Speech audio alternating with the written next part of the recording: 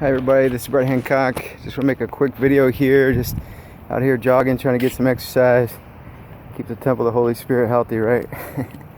Anyway, I thought what I would do is, actually head this way. I thought what I would do is I was thinking through some things here. I was like, man, let me do a real quick video on this. And it really has the idea of grace. What is grace about? Because I think it's probably one of the most misunderstood terms. And there's a great teacher, I learned a lot from him, early church historian named David Berceau.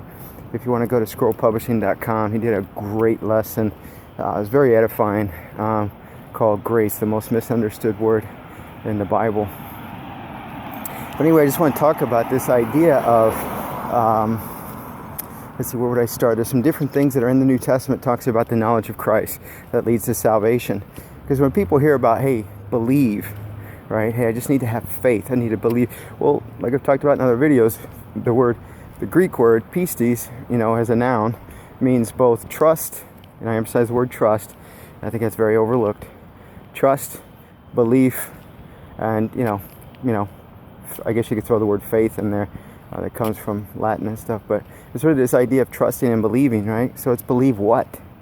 And certainly the scriptures, at least just looking at what Jesus says, is not just believing Jesus existed, he died and he rose, right?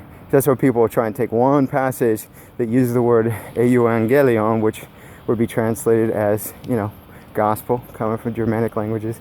I think that comes from, but they'll use that. And I think it comes from 1 Corinthians 15, I want to say, but they'll look at the context of how Paul's using that word, and it's not a proper noun. There's no capitalization case distinction in the original manuscripts. All the capitalization distinction they do in our English Bibles is totally just translators' opinions, And so, but anyway, it's just this good message, and he talks about it, and he refers to the resurrection of Christ, and in the context of death, burial, resurrection, and people will take that and see, this is the gospel, and yet they ignore what Jesus says over and over in the Gospels, where it was the gospel of the kingdom, which is what was foretold in the Old Testament about this kingdom that the Father has given the Son, and that Christ would come twice, and it's the totality of it, right?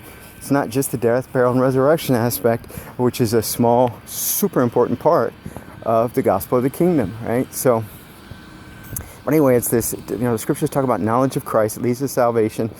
And one critical thing I think people really overlook is this: does the Bible say God gives grace to everybody?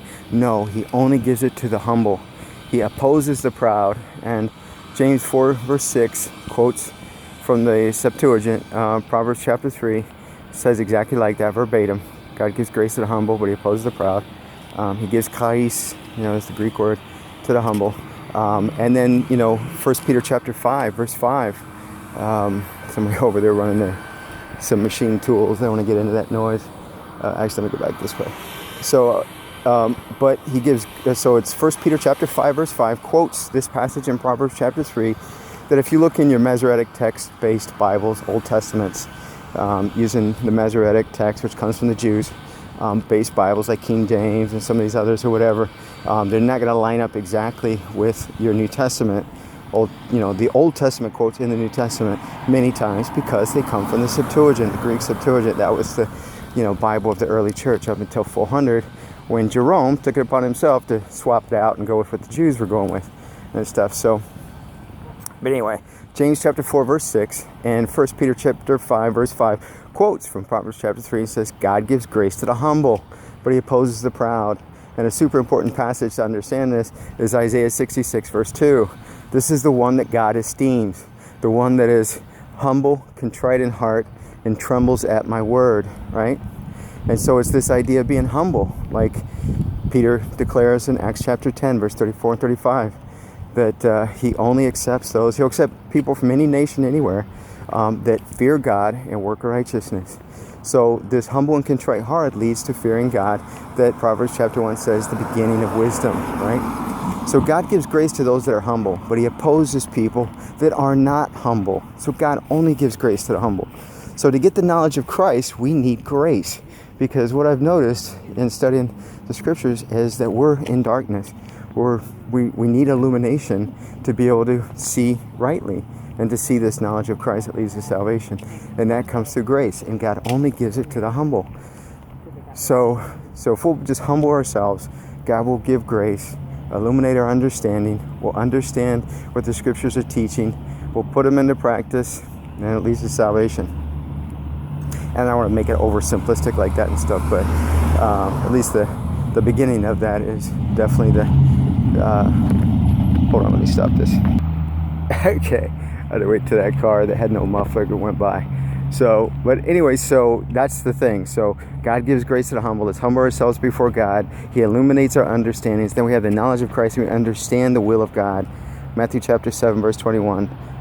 Jesus declared, not everyone that says to me, Lord, Lord, will enter the kingdom of heaven, but only those that do the will of my Father who's in heaven are going to enter the kingdom. So only those that do the will of God are going to enter the kingdom. Well, how can you know what the will of God is? Well, it's this knowledge of Christ. And how do you understand that? It's through grace that illuminates our understanding. How do you get grace? You have to humble yourself before God, and then God illuminates our understanding. And then through our free will and our free choices, we choose what we're going to do with that. So just because you have the knowledge of Christ is not going to save you, right? So it's what are you going to do with it once you understand it and stuff. So, and that's why we got to persevere to the end to be saved. So I was going to stop to here. I could go into a lot more, branches of the tree here with this idea that I'm presenting here. But anyway, I hope that helps you. All right, God bless you.